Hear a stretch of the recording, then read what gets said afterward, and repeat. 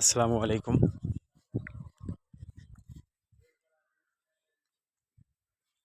আমি এখন যাচ্ছি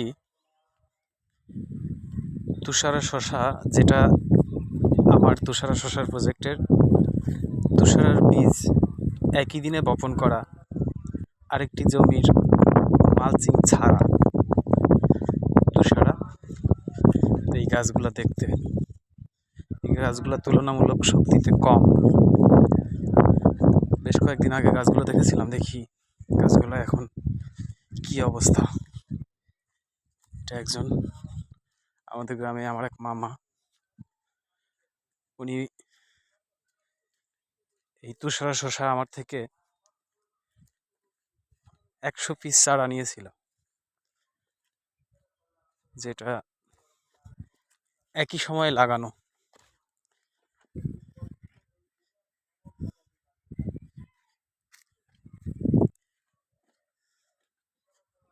ফুলকপির ফুলকপির দাম নেই, যার কারণে ফুলগুলা ফুটে যাচ্ছে, ফুলকপি তোলা হচ্ছে না। অনেক বড় বড় ফুলকপি পড়ে আছে। আমরা প্রায় চলে আসছি আরেকটি তুষারার খেতে।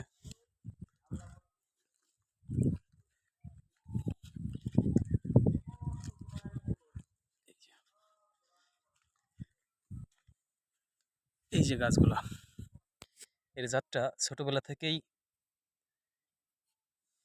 প্রতিটা ব্রাঞ্চেই ফল আসে, ফল আসছে। এই যে ফলগুলো আসছে কিন্তু মাটিতে পড়ে আছে, যার কারণে ফলগুলা কেমন হবে